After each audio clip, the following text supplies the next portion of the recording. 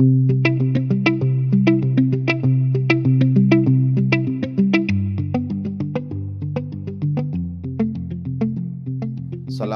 warahmatullahi wabarakatuh. Pada kesempatan yang berbahagia ini, saya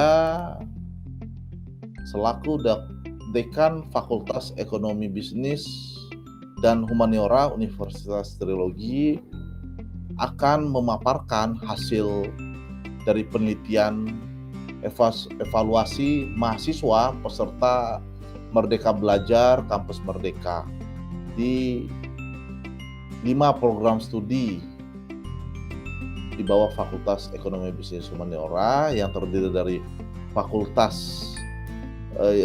program studi manajemen, program studi akuntansi, program studi ekonomi pembangunan, program studi pendidikan guru anak usia dini dan pendidikan guru sekolah dasar. Nah, dari 5 program studi ini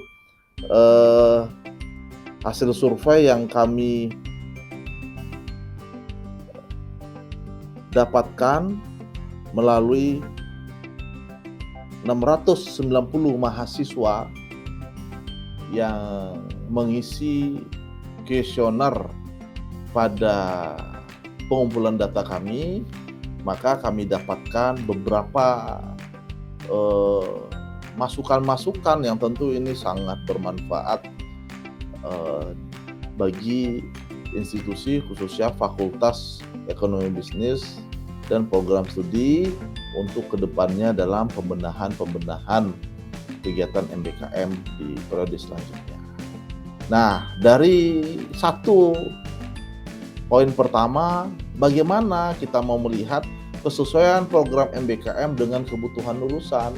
Ternyata dari hasil survei yang kami temukan, sekitar 477 siswa dari 690 yang mengisi angket atau 69% mengatakan bahwa kesesuaian program MBKM dengan kebutuhan lulusan sangat sesuai. Namun masih terdapat 2% atau 11 mahasiswa mengatakan tidak sesuai. Tentu yang 11% ini, 11 mahasiswa atau 2% ini menjadi bagian yang kami perhatikan untuk evaluasi pembenahan, yang mana kami duga mahasiswa setelah kita temukan mereka mengikuti kegiatan MBKM ini bukan atas dasar lokasinya di mana mereka melaksanakan MBKM itu bukan dasar kesesuaian kompetensi mereka, kesesuaian dengan minat bakat mereka, tetapi karena ikutan teman. Sehingga begitu mereka menjalankan, mereka merasa kewalahan dan tidak menarik.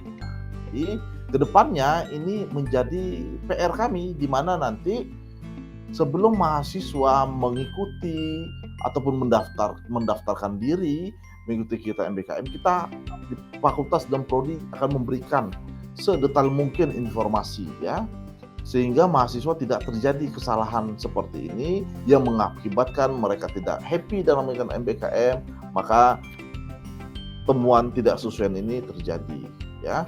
Selanjutnya, bagaimana ketersediaan dokumen kurikulum SOP pada program studi? Ini sangat relevan dengan pertanyaan di atas. Ternyata, ya, masih banyak, ya, 325 mahasiswa dari 699 itu, hampir separuh, ya, atau 7%, mengatakan tidak tahu, ya. Nah, ini menjadi perhatian kami nanti memastikan setiap kurikulum yang ada di prodi-prodi itu terinformasikan dengan jelas, lengkap dan detail oleh setiap mahasiswa, ya, sekaligus dengan standar operasional prosedur bagaimana mahasiswa mendaftarkan kegiatan MBKM, apa itu MBKM, bagaimana kalau MBKM itu kegiatan magang kerja, bagaimana MBKM itu kalau studi di luar kampus, bagaimana MBKM ini ketika kegiatan sosial di masyarakat, itu harus kita berikan jelas. Dan bagaimana SOP-nya harus kita berikan. Sehingga apa? Informasi yang secara rinci, lugas yang disampaikan oleh dosen di prodi-prodi itu menghindari poin pertanyaan awal tadi, ya, yang merasa tidak sesuai MBKM itu. Ya, jika mahasiswa terinformasikan dengan jelas, lugas, dan tepat, mereka pasti memilih kegiatan MBKM sesuai dengan kompetensi mereka. Ya, di mana mereka akan dilibatkan dalam kegiatan MBKM. Ya. Nah, jadi kedepannya kita akan mengevaluasi hasil evaluasi, akan kita tindak lanjuti dan kita perbaiki agar temuan ini tidak terjadi lagi di kegiatan MBKM di periode selanjutnya. Yang ketiga, bagaimana keterkaitan mahasiswa pada program MBKM? Nah, ini sangat luar biasa. Ternyata 436 mahasiswa ataupun 60% sangat tertarik. Ya, sementara 214 mahasiswa ataupun 30% ya merasa biasa saja. Dan 10 orang masih relevan pertanyaannya tadi, angkanya 10-12 yang merasa tidak tertarik. Nah, yang sangat tertarik ini adalah hal yang positif yang perlu kita sambut dari kebijakan pemerintah dalam menerapkan kegiatan MBKM, di mana mahasiswa selama ini merasa ya periode mereka melaksanakan kegiatan akademik pembelajaran itu hanya di dalam kelas. Hanya beberapa mata kuliah saja mereka harus keluar kelas. Tetapi pada kegiatan ini mereka diberikan kesempatan 1 semester bahkan 2 semester ada di luar kelas dan di luar kampus. Sehingga mereka merasa tereksplorasi, ya, menghadapi langsung dunia nyata yang mana itu dekat sekali terhadap nanti mereka ketika bekerja nyata setelah mereka lulus. Jadi mereka sangat tertarik. Nah, ini harus diapresiasi kebijakan pemerintah ini yang alhamdulillah bisa kita terapkan, dan mahasiswa kami ya walaupun belum 100%, ternyata ini hampir separuhnya mengatakan sangat tertarik dan biasa saja itu melihat bahwa mereka tidak kecewa dengan PMBK, bahkan diapresiasi oleh mahasiswa ini sangat apresiat dengan temuan survei ini. Nah, selanjutnya pada kegiatan capaian soft skill mahasiswa dalam program MBKM ya sekitar 236 mahasiswa itu merasa peningkatannya dengan baik ya. Sementara 298 mahasiswa menganggap itu sangat cukup baik ya, dan ada sekitar 12 mahasiswa ataupun 2% mengatakan peningkatan yang kurang baik. Sehingga temuan ini menjadikan PR bagi kami kenapa soft skill masih ada mahasiswa merasa dalam kegiatan ini belum mencapai soft skill. Nah, kegiatan yang tidak nyaman di awal masuk kegiatan MBKM, temuan kita di atas tadi sekitar 12 ternyata relevan dengan di sini. Karena apa? Mereka masuknya itu yang bukan karena dari diri mereka, karena ikut teman, karena tidak ada arahan yang dengan jelas oleh lembaga, sehingga ini menjadi PR yang harus kami perbaiki ke depan. Ya, harapan kita capaian soft skill ini 100% nanti akan tercapai di periode MBKM selanjutnya dengan memberikan arahan-arahan yang jelas, panduan-panduan yang runtut dan lugas, sehingga mereka benar-benar mengikuti kegiatan MBKM sesuai dengan kompetensi mereka, sesuai dengan lokasi yang mereka inginkan, ya, sehingga kalimat ikutan teman tadi tidak terjadi lagi. Nah, selanjutnya, bagaimana urgensi program MBKM pada persiapan mahasiswa pasca kampus? Jadi, urgensi program MBKM melihat masa tunggu lulusan itu ternyata dari hasil survei sekitar 269 ataupun 39 mahasiswa mengatakan itu penting. 31 atau 33% itu merasa sangat penting. Nah, hanya 5 orang ataupun 1% mengatakan kurang penting atau tidak penting. Masih relevan tadi mahasiswa pertanyaan, masih ada sekitar 12 mahasiswa yang tadi merasa kegiatan MBKM itu masih relevan ke bawah, bahwa sekitar hampir 10-12 mahasiswa mengatakan kegiatan MBKM ini belum merasa baik karena tadi awal mulanya mereka ikut hanya coba-coba mengikuti teman, sehingga ini harus kita tuntaskan ke depan ya. Ini tidak terjadi lagi. Harapan kita ke depan 100% mereka merasakan kegiatan MBKM benar-benar positif ya, bagaimana soft skill mereka terangkat, bagaimana kegiatan urgensi ini dapat meningkatkan kemampuan mereka sehingga masa tunggu lulusan mereka sebelum bekerja tidak terlalu panjang, bahkan sebelum lulus mereka sudah bekerja, bahkan setelah lulus mereka bekerja.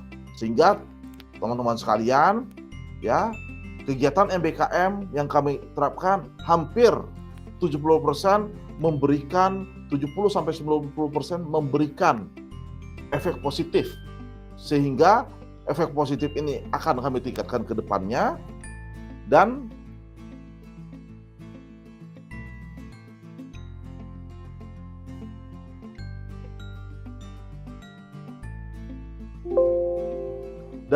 ke depannya kami akan mengoreksi kekurangan-kekurangan ini.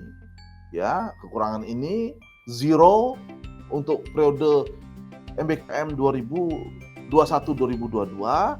Maka PR dari Fakultas Ekonomi Bisnis Humaniora, seluruh program studi di bawahnya beserta seluruh dosen-dosennya merangkul untuk membenahi ini agar kekurangan-kekurangan ini segera kami lengkapi, sehingga 2021-2022 MBKM bisa berjalan dengan optimal, tidak ditemukan mahasiswa yang kendala-kendala, ketidakpuasan ataupun ketidakbermanfaatannya bisa tidak ditemukan.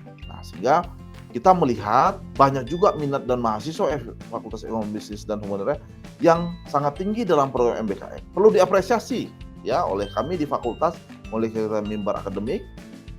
Namun penyempurnaan kurikulum, perluasan kerjasama mendukung implementasi program MBKM perlu dilaksanakan juga, diperbaiki juga, diperbanyak juga, sehingga dalam peranan fakultas sebagai fasilitator, pengawas dan pendorong keberhasilan aspek transparansi, akuntabilitas dan pertanggungjawaban untuk implementasi program MBKM dalam program studi di lingkungan Fakultas Ekonomi Bisnis dan Humaniora.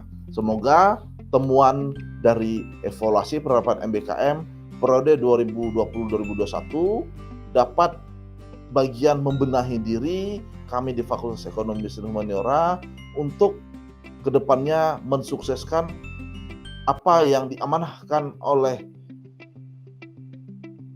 Permendikbud berkaitan dengan standar nasional pendidikan, penerapan MBKM bisa terrealisasi secara bijaksana, secara transparansi, secara menyeluruh, tanpa terjadi kekeliruan-kekeliruan, tanpa terjadi ketidaknyamanan mahasiswa dalam kegiatan MBKM ini. Tentunya MBKM ini kami harapkan ke depannya 100% mahasiswa kami yang mengikuti ini merasakan kebermanfaatan yang sangat baik dalam rangka mereka mengikuti sampai mereka nanti lulus. Ya, sehingga harapan kami begitu mahasiswa di lingkungan FEBH lulus langsung bekerja, bahkan sebelum lulus juga sudah bekerja. Demikian yang bisa kami sampaikan. Mohon maaf. Assalamualaikum warahmatullahi wabarakatuh.